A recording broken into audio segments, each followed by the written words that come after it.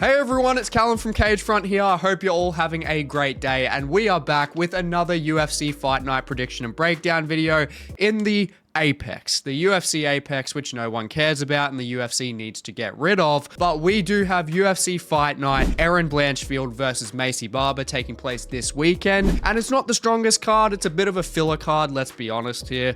But there are some gems on the card. We do have Billy Ray Goff coming in on short notice. We have Andreas Gustafsson coming in on short notice. Those guys are forward pressure machines. And then we also have Mateusz Gamrot versus Ludovit Klein. Mateusz Gamrot in the top 10, giving the dark horse of the lightweight division outside those rankings a shot. Not in the top 15, but in the top 10. So a huge opportunity for him. That's going to be a great fight. And then as well, hot take, Maycee Barber versus Erin Blanchfield is going to be a very good fight because of the styles they do have. So I'm keen to go through that fight, the co-main event, and obviously we're going to go through every other fight on this card, as well as predicting and breaking down all of the fight card awards. So without further ado, let's get into the first fight of Rayanne dos Santos versus Ardelean. Not really helping the point of not making this an Apex card, because this definitely deserves to be within it. Both girls are 0-2 in the UFC, and they honestly just haven't looked that incredibly impressive. I will say that Dos Santos has looked a bit more so within her last fight, where she had a split decision loss. She has improved her striking. And when it comes to her improving her striking, it's key in this matchup because she has higher volume, and most of all, she has better speed than Ardelean when it comes to her hands. And she does actually put in some nice hooks when she's forward pressuring, which I really liked in her last fight. But I will say, out of these two, they've got to make it scrappy, because I think obviously the loser is going to get cut. But if it's not an entertaining fight, I would not be surprised if both of them get cut. But I do think it is going to be pretty scrappy, because we got Ardelean. She's very gritty. She's a headhunter, which is usually pretty good. I mean, she's got 4 KO TKOs in strawweight, which is, you know, you don't really see, especially with like a 90% finish rate that she does have out of her wins. But the problem is, in this matchup, being a headhunter, statistically, she strikes the head about 85% of the time she actually strikes. Going against Dos Santos, you need to be ripping her body. You need to be ripping her body. You need to slow her down. You need to really have her second guessing that forward pressure, because when she is on the front foot, she is ultimately just the better fighter, to be honest. And that's where, in her last fight against Puja Toma was doing a good job of targeting that body. And if Puja Toma didn't, she would have lost that fight. And that's where it was the difference, because Dos Santos was feeling that, and at least Ardelean needs to do the exact same. But statistically, and from what we've seen, I just don't think she will, because she is such a headhunter when it comes to that striking. She just literally wants to rip the head off, which is entertaining, but it's not going to win her the fight.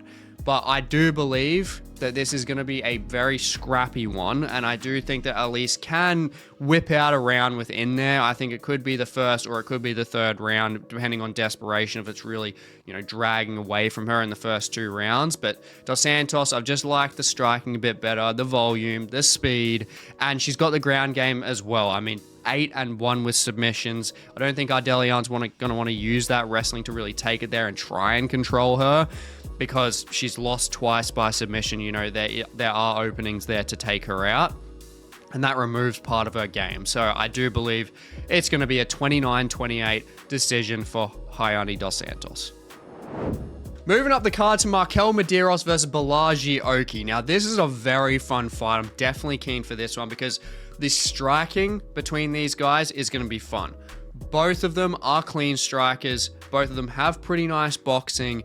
And when we look at Oki, he is the favorite here, but he's coming off a pretty bad guillotine loss to Chris Duncan. And granted, he beat Timmy Kwamba, who looked great in his last fight, but Timmy Kwamba was up a weight class and then having back-to-back fights within a week span to fight Oki, and Oki only won by a split decision. And granted, Oki, he has the higher volume here in this fight. He's got more of a well-rounded game as well. He does have a better takedown offensive threat over Mederos. And most importantly, he's got a nice jab with a 4-inch reach advantage. and as well as that has pretty nice outside leg kicks, which can disrupt the boxing base of Mederos. But Mederos has an 85% takedown defense, has better strike accuracy, and momentum-wise, compared to Oki coming off a loss, Mederos is on an 8-fight win streak. He's finished almost all of his fights by KO. He has nice leg kicks himself. I mean, he was destroying Izakov on Dana White's Contender Series and then just killed him with a knee up the middle, which that knee comes from great training partners through Factory X, you know, with Chris Gutierrez, Yusuf Zalal, who use that front knee very well. And that's something that Mederos can really implement into his game, because Oki is someone that doesn't distance manage extremely well. When he fought Timmy Kwamba, he was a guy that was really just trying to throw like these looping hooks or these like fast straight shots when he was so close to basically clinch range, and then Timmy Kwamba was finding the shot. And that's the same with Mederos having a lead knee. If Mederos is flinging a lead knee compared to Oki throwing a looping hook, Mederos is going to land first. And that's where I think, just stylistically when it comes to that striking, Mederos' actual style is actually very underrated in this matchup. And when he fought Quinones as well, he looked very, very impressive. I mean, he faced a lot of adversity in that fight, but he dealt with it very well. He showed he's got grit and he's got good takedown defense. He's got good get-ups as well. And yeah, ultimately, I think I'm making a point. He's just more dangerous on the feet, and he's very strong in clinch-based exchanges as well. And I just ultimately believe he's a better boxer. He's got higher level boxing combinations, and that's where I think it's going to be a decision win here. I would not be surprised at all if it's a KO TKO late, but he has the tighter boxing overall, can string longer combinations together than Oki can. He just needs to get past the jab and make sure that he's avoiding those leg kicks, checking those leg kicks. And then I think as a $2.50 underdog, I think it's a great pick to take. Now moving on to Jordan Leavitt versus Kurt Holobaugh. Now, Jordan Leavitt's been out for a little bit, but I think his style within this fight does work pretty well. I think Kurt Holobaugh is someone that's... The problem is he's getting a lot older. He's still good, but he's someone that is going to need to keep this fight at distance to really find success, or to somehow find a good submission-based opening if it gets to the ground. Because boxing range to especially clinch-based range, especially on the fence, Kurt Holobaugh is getting outmatched here. Like Jordan Leavitt, I don't really like his striking, to be honest. I think his striking's pretty weak at range, especially. Doesn't utilize combinations. He has very kind of weird lunging shots. But in the clinch range, he's got great knees. He's got pretty decent elbows as well. And he's very good at running the pipe, getting the fight to the ground. He's also very strong as well. I mean, we've seen his bloody takedown, his slam KO. Like, he's definitely got things in the locker when it comes to that strength and getting fights to the ground. But I do believe that Kurt Holobaugh, he's got the speed and the striking difference to make it count in this fight at range. But compared to the advantage that Leavitt has in clinch-based exchanges, I think that Jordan Leavitt is going to be able to outpoint and just outgrind to win this fight, to be honest. And Jordan Leavitt just glues himself to the opponent, and it really works well for him. I mean, he literally won the first round against Paddy Pimblett when they fought, and Kurt Holobaugh is just not near the level of Paddy Pimblett even to that point back then. And that's where I think Leavitt is going to grind out the first two rounds. And I think Holobaugh is going to get desperate. I think he's going to find some really good striking opportunities within the third round, but I think Leavitt is going to take this 29-28. Now moving up the card to Trevin Giles versus Andreas Gustafsson. Now, this one is definitely frustrating because I know from the tape that I've seen, Trevin Giles does have the ability to win this fight, and he is over a plus 300 underdog. If he can maintain distance and outstrike Gustafsson at range, he can not only win this fight, I think he can knock Gustafsson out, because Gustafsson is honestly pretty damn poor at range. I just don't like his strike. I don't like his strike defense. I don't like his head movement. He really just dips down weirdly. He's very slow and he can get tagged.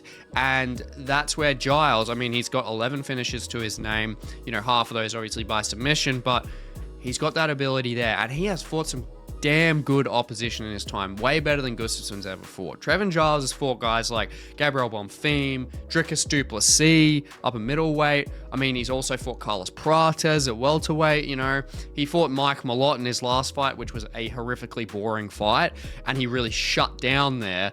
And that's where I think carrying through to this, he's lost his last 3 fights, and that's where I think Gustafsson is just really gonna take over in this fight with the hunger that he has. Gustafsson has had 2 fight cancellations coming into the UFC, so he's been waiting forever for his bloody UFC debut. So we know he's going to be hungry.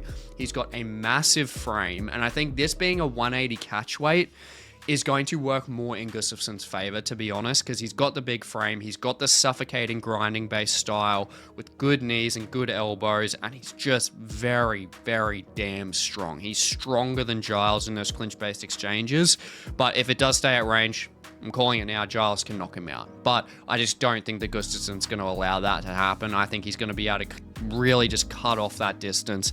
He's going to be able to really impose his will with the clinch-based exchanges. I think he's going to really grind him out. And even though Gustafsson is technically on short notice, just with that hunger, just finally getting his debut, I think that it's really just going to play into him winning this fight, as well as obviously the catch weight as well. So I do see him realistically getting a decision win. I see him getting a 29-28 decision win here. I know there's been decision after decision after decision, but that's just what I'm feeling here. I think over rounds 2 and 3, I think that Gustafsson is really just going to drag Giles out. I think round 1, Giles can land some pretty decent shots at range, just kind of wake Gustafsson up a bit. But yeah, not seeing the hunger in the Mike Malott fight is the absolute killer here. And Gustafsson imposing his will within a clinch-based exchange, Giles is really going to have to grit down and try and just drag himself out of those exchanges on the fence. And I just don't think he's going to do it. Moving up to Ketlen Vieira versus Maycee Chiasson. Now, this definitely isn't the funnest fight. I believe the odds should be this close. I mean, I think it just depends on who's hungrier, to be honest. I mean, both have pretty poor strike defense. They wing shots a fair bit as well. I think, honestly, with Ketlen Vieira, she should be absolutely pumping the output here after that Kayla Harrison fight, because she put a huge knot on her head. She's got nice elbows in the clinch-based exchanges. And when we look at Macy on the other side, I think she should be looking at more ground-based control. But Ketlen Vieira isn't the easiest fighter to take down. I mean, she hasn't really been taken down that much before Kayla Harrison within her career.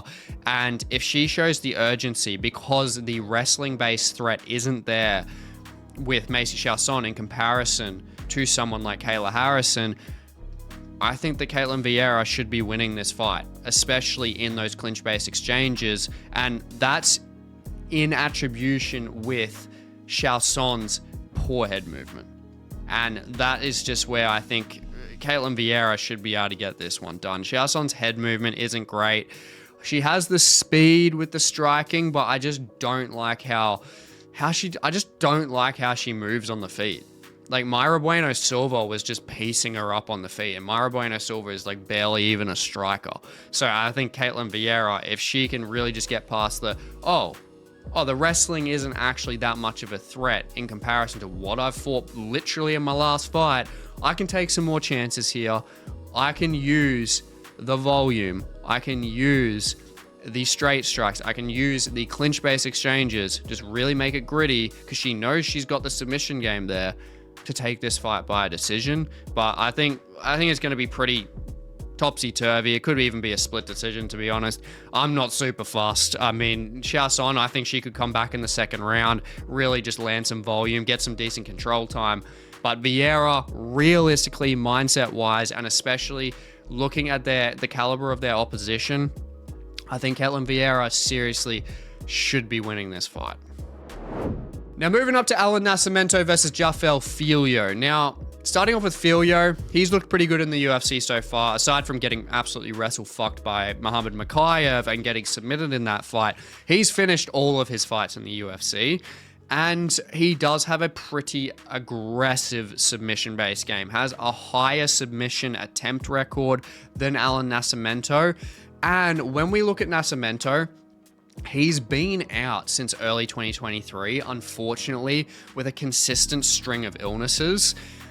But even with that being said, I honestly just think Allan Nascimento is just a better version of Jafel Filho. He's got Charles Oliveira in his corner and trains with him most of the time, and is statistically more advanced on the feet with a higher strike output, with higher strike accuracy, and he has better opposition caliber as well. I mean, he's Allan Nascimento, aside from Mokaev. Allan Nascimento has very, very good striking when it comes to the kicks and the speed within the kicks. And that's where I think Jafel Filho is going to be hesitant in trying to get into those grappling-based exchanges to try and find an advantage. And granted, Filho has a better KO record, but Allan Nascimento, I just think he is just so much faster. He's so much faster than Filho, but granted, him coming back, who knows what he's going to look like. That is a bit of a risk here, but when we look at the ground game, which I think eventually it's most likely going to get there, and even if it doesn't and it cancels out, I like Nascimento's speed better. But looking at the ground game, I mean, he is fantastic at transitioning and scrambling, especially from leg lock positions to then get on top and just, I mean, when he fought Jake Hadley, he just ran absolute circles around him, and Nascimento was an underdog. He's ultimately better with offensive control as well, which is just a key in a matchup like this when both are grapplers. And Filho, I just don't think he has any real identifiable opportunities to take this fight. I just don't see it unless he can spring in, have a really nice heavy combination and just knock Nascimento out. Nascimento has never been finished in his career. He is durable. He's eaten shots before, but also he's bloody hard to catch at the same time. He's just very, very fast. And I see the grappling exchanges being pretty wild. And ultimately, I think if Nascimento was a bit more consistent within his career and, was going through the rankings a bit more, just consistently fighting more opposition, I would think it would be a submission, to be honest. I think he would have that confidence. I think he would have that ability. And obviously, he's just getting better and better. So I think he would be able to find it there. But I think it's going to be a decision. I do think it's going to be a decision. I think it's going to be 30-27 here. I think Allan Nascimento, he's just faster on the feet. He's got more volume overall, and when it comes to the grappling-based exchanges, he's better with his control. He's better with his transitions from bottom to top position. He's just better at scrambling. He's just a better fighter, ultimately, I do believe. So 30-27, unanimous decision, just out-transitioning Filho and beating him to the punch. Now, moving up to Zach Reese versus Dusko Todorovic. Now, this is going to be a pretty fun fight, and it's also kind of be a nightmare for betting circumstances because someone is pretty much guaranteed to fucking die in this fight because both of them have heavy KO power. Both of them just have finishing threats all around, even when it comes to the ground game, which I'm going to get into. But when we look at who they've fought as well, both of them have fought great upcoming competition in their last fights. We had Zach Reese, who fought Bakoyev, who's looking like a freak of nature and is fucking hilarious on social media. I definitely recommend you check Bakoyev out. And Dusko Todorovic fought Mansour Abdul Malik, who is just looking like an absolute freight train. He is so strong. Honestly, one of, if not the strongest in that middleweight division. And both of these guys, granted, were chinned by both of them, but I can't go against the strike speed and the reach of Zach Reese, to be honest. I think that there's just a lot of advantages to Reese when it comes to especially speed.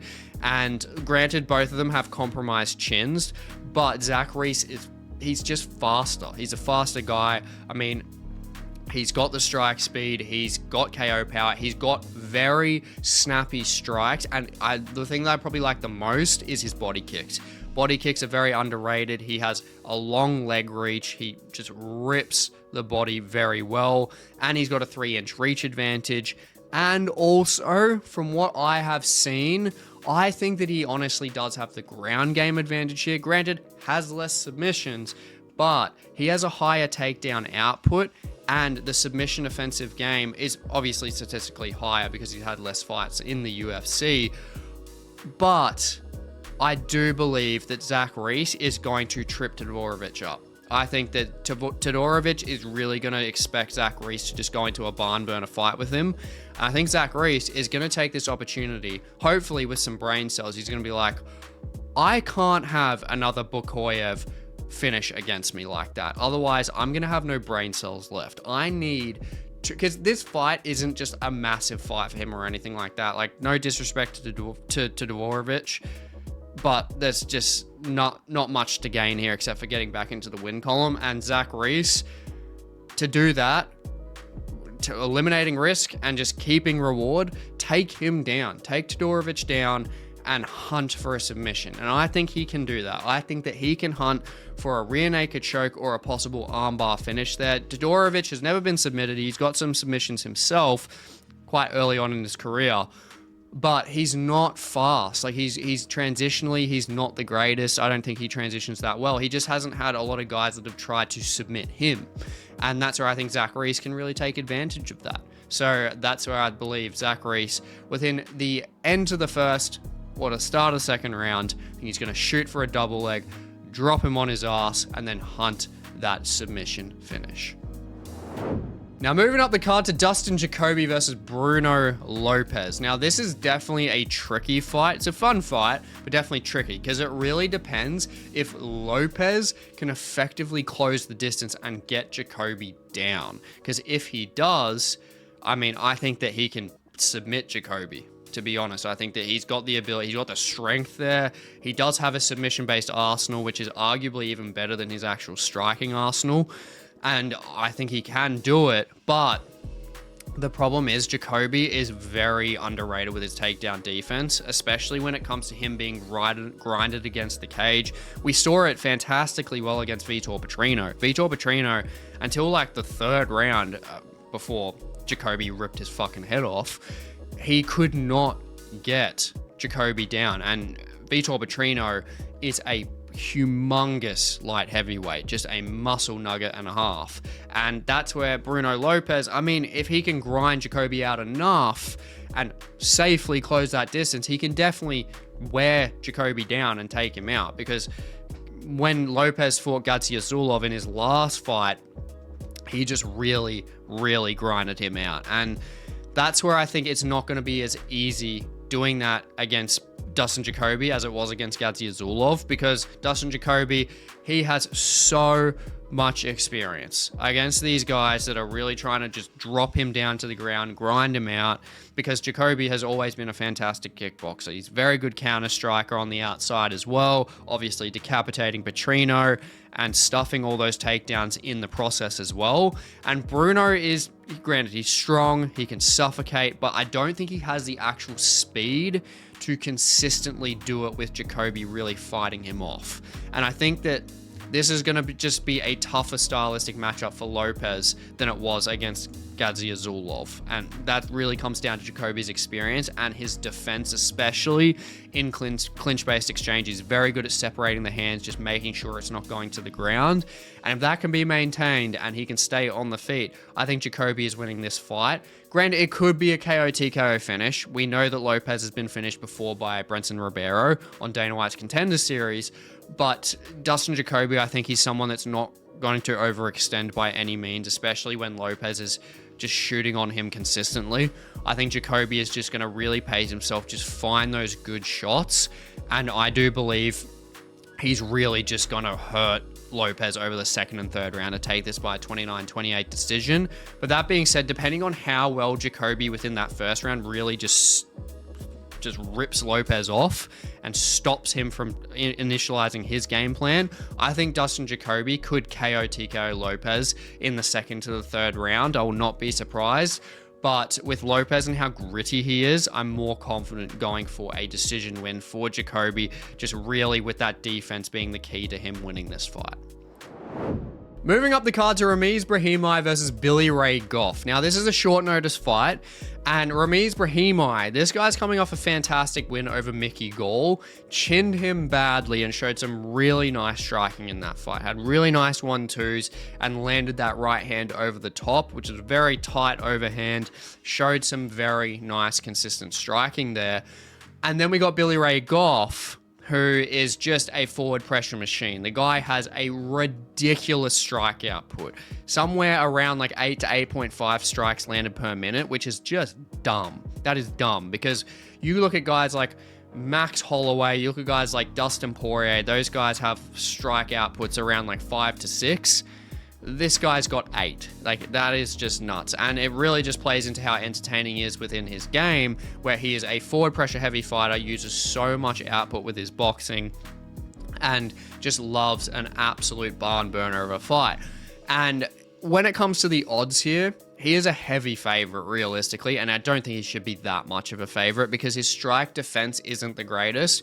And if Brahimaj is anything to go off from that fight that he had against Gall, Billy Ray Goff needs to tighten up that strike defense because Brahimaj knocked him out cold. So that's where Brahimaj, I mean, getting his first win, first KO TKO win of his career, and training with Bilal, remember the decision Muhammad to get it there. I mean, the guy's got a lot of confidence. So that's where Billy Ray Goff, I don't think he should be that much of a favorite, but I do believe that Billy Ray Goff can win this fight, to be honest. Because the big problem is with how much Billy Ray Goff pressures, I just don't trust Ramiz Brahimaj on the back foot with his striking. Never really seen it, succeed too much, to be honest, and I don't see it succeeding against a guy that's just going to suffocate him so much.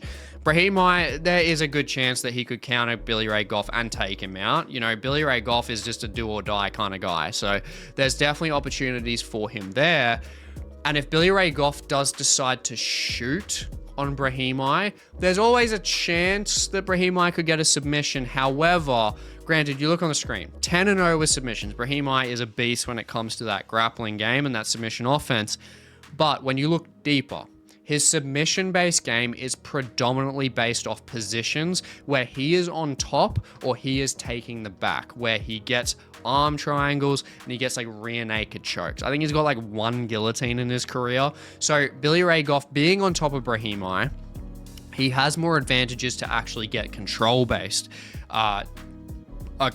win in this fight, to be honest. So there's definitely the opportunity for Ray Goff to actually use wrestling in this fight. And when it comes to just the overall volume on the feet, I do think that he's going to be able to overwhelm Brahimaj to the point where he does find the KO TKO finish. Depending on how Brahimaj really holds up, I mean, he could, honestly, if he just weathers the storm of the first round, he definitely could come through with the second and third, use the tighter striking, and possibly take Goff out. But we need a KO TKO winner in this card. And I do believe that this is going to be the point where Billy Ray Goff, towards the end of the first round, I think he's just going to overwhelm and take Brahimaj out. Now, moving on to our co-main event, which is a banger. You got to give it to this card. And granted, this should not be in the damn Apex, but we have Mateusz Gamrot versus Ludovit Klein. Mateusz Gamrot, solidified top 10 fighter against the dark horse, which is Ludovit Klein, who is looking like an absolute beast outside of the rankings. I mean, credit to Gamrot taking this fight out of the rankings. I'm not exactly sure why he is taking this outside of the rankings, and I think it's exacerbated to be even worse because I think that he actually beat Dan Hooker 29-28 in that fight in Perth at UFC 305. So he is drawing the short straw here without a doubt. And granted, I think with a lot of his fights, he's taken damage. He's a guy that's really just engaged in that wrestling, not a lot of striking from him. But, I mean, wins are wins, and he grinds out wins. And honestly, some of his fights are just, I don't understand why they get a lot of hate. I mean, you have his fight with Arman Tsarukyan, which, granted, arguable within that Arman actually won. But, that was a very entertaining fight transitionally on the ground. His fight with Jalen Turner was super entertaining. Like, I really like Mateusz Gamrot. I'm someone that is really entertained by his style. And because he's just such a contrast to pretty much everyone in that division. I mean, he's just like a faster paced Beneil Dariush. And even in the fight with Beneil Dariush was quite entertaining with the scrambles too. So he's drawing the short straw, long-windedly. He's drawing the short straw. But the thing is with Ludovit Klein, if anyone outside the rankings deserves a ranking shot, it's obviously Ludovit Klein. The guy is 7-2-1 in the UFC, and he beat Ignacio Bahamondes convincingly, who is in the top 15 now. And Klein is extremely explosive. He's got KO power, he's got the hand speed, he's got the strength, and he's got a 91% takedown defense. So he's pretty much the complete package, but there is a part of that which is a flaw. So Gamrot, the guy is tested, heavily tested against dangerous strikers. I mean, like your Jalen Turners and your Dan Hookers, and then wrestlers as well, like Arman Sarukian, and scrambling-based offensive guys like Beneil Dariush. He has faced it all. He has faced it all. Now, Ludovit Klein, he is a guy that kind of mixes everything together very well. Not as ultimately as good as all those guys in their specific areas of how good they are, but he's very well-rounded guy. A predominant finisher. I mean, 17 finishes is ridiculous out of those 23 fights, and that's against good opposition as well. And look, both of these guys, when we look at them on the feet, both have similar strike outputs, both have similar strike accuracies, and Ludovit has the advantage with the power, but Gamrot has the pace advantage, especially on the ground. And where I said previously about a flaw, Ludovit Klein's takedown defense, granted with his lower center of gravity being shorter than Gamrot, is going to be a challenge for Gamrot to get him down to an extent, but the takedown statistic of 91% is skewed. It's not actually that fantastic because Ludovit Klein has fought no one that has the wrestling pedigree remotely close to Gamrot's level. And Gamrot, he shoots at the ankle. He doesn't shoot for a leg. He doesn't shoot up at the hips. He shoots for the ankle, which really eliminates the lower center of gravity issues as he drives for the takedown much lower than the opposition's hips.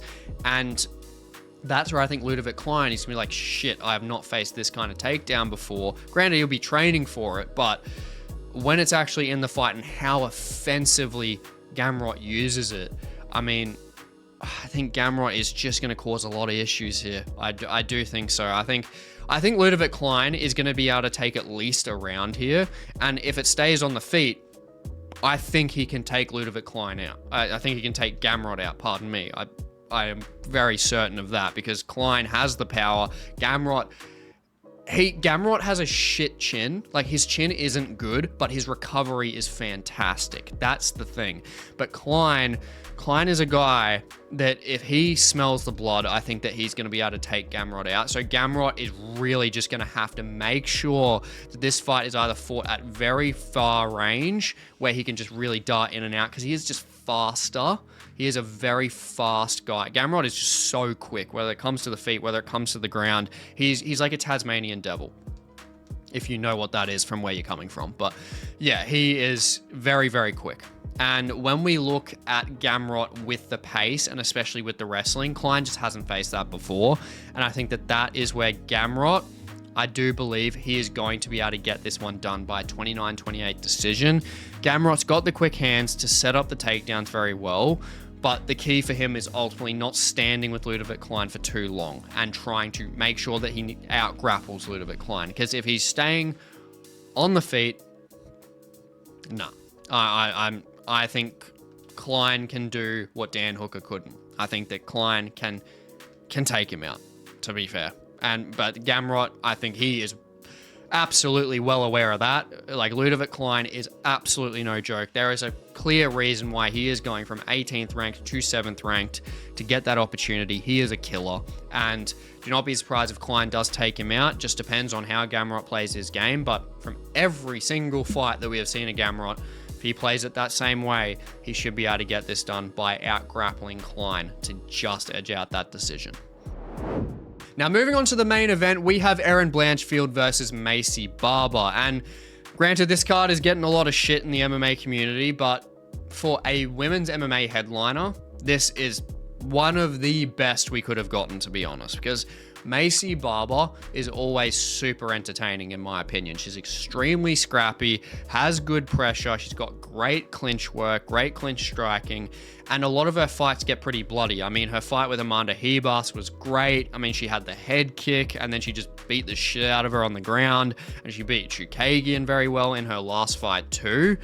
But something that I'm very worried about, which may or may not be a concern now, is Maycee Barber's health. She's unfortunately had pretty bad physical health concerns, going from a bad foot infection from the head kick against Ribas to then her body was then like fighting off all these bloody issues with pneumonia and other things that were just going on with her, and she was struggling a lot. So that coming into this fight, she ultimately might not be 100%, which is obviously a concern going against a more active Erin Blanchfield. And realistically, I think if they're both at the top of their games, I honestly think Maycee Barber actually does have the style to beat Erin. I mean, Erin is the most dangerous ground game artist in the division. And if it gets there, I think Maycee Barber is definitely in trouble. But on the flip side, Macy's suffocating heavy clinch-based striking style is great to fluster Erin on the feet, because Erin isn't like the greatest on the feet. Like she does put some combinations together and everything, but she is more so hesitant, especially in contrast to her grappling. And they both share similar statistics across the board, with Macy taking the striking advantage overall and Blanchfield taking the grappling statistics overall, which is what you would expect. And ultimately, it is very tough to actually pick this, but I honestly, I can't stray away from Blanchfield being able to find that ground game advantage in this fight. Like, I just when it comes to that ground game and Blanchfield actually being able to hunt and find the takedown, like Maycee Barber, she is good when it comes to, you know, like clinch-based exchanges, and she possibly could get the advantage there over Erin, especially out-muscling her.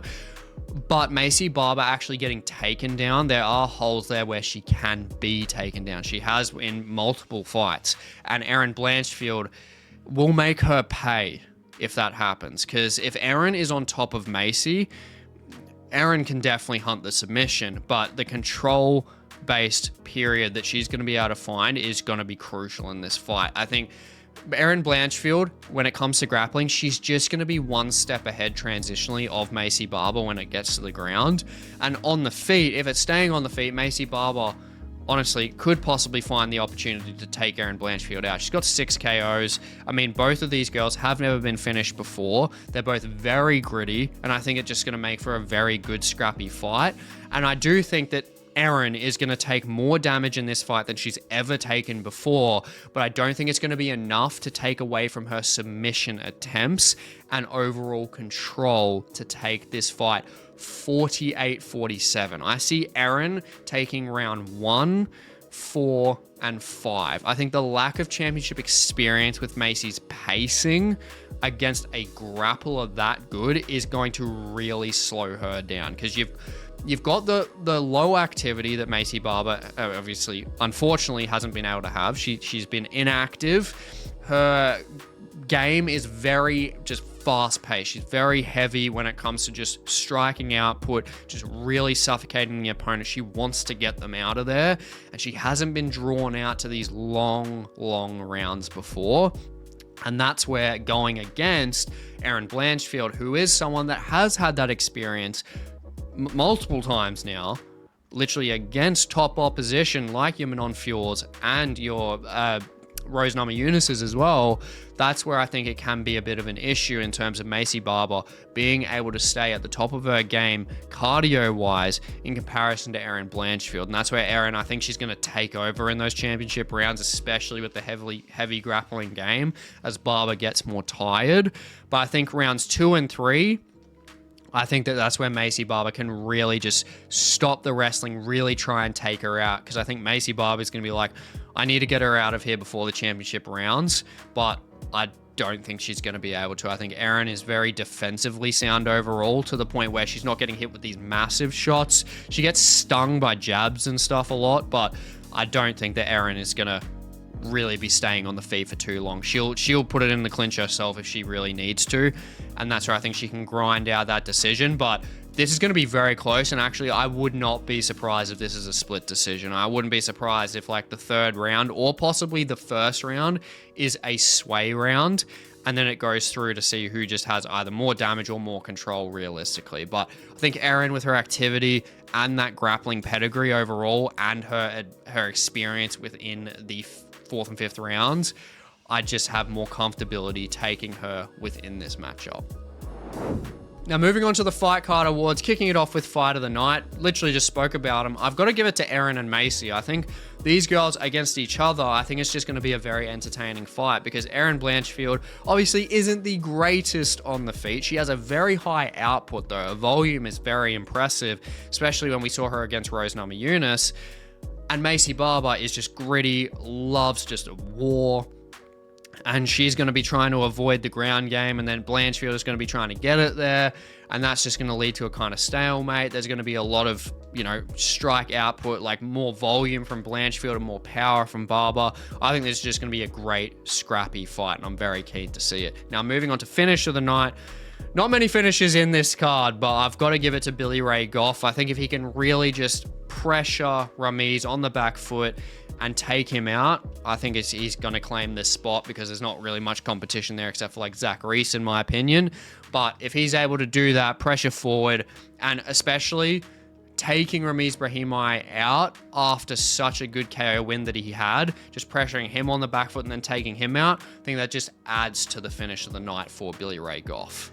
Now, moving on to performance of the night, I've got Zach Reese. I'm going to give this one to Zach Reese because I think if he is able to actually utilize that game plan where he's like, oh shit, I do not need to be going against Todorovic and getting my head taken off, which granted, he could still take his off, but if he's smart, dude, the Todorovic fight is just not going to get you anything fantastic. Like, just be safe, be smart, cut out the risk, go for the reward, take him down, use those long limbs, hunt the back, get a submission finish in this fight. I believe he can do it if he's using those brain cells. Now, upset of the night, got to give it to MarQuel Mederos. I think that he is honestly just a very underrated fighter. Bolaji Oki, especially momentum-wise, he's coming off a loss. He's coming off a loss, and Mederos, 8-fight win streak. Granted, that momentum and everything doesn't always mean everything, but Mederos, I think he's the tighter boxer. I think he's got better striking overall. To be honest, he just needs to be wary of the ground game and the leg kicks. But aside from that, at almost a 3-1 dog, I think he's worth taking. And then the fighter to watch, same difference. MarQuel Mederos, I think exact same. I think he's just a very talented fighter coming up that doesn't have a lot of stock on his name yet, but I think that he is someone that can really put on a show, just utilize that boxing, and if he improves a ground game and gets more of an offensive ground game going, I think he's going to be a pretty good threat moving forward within the lightweight division.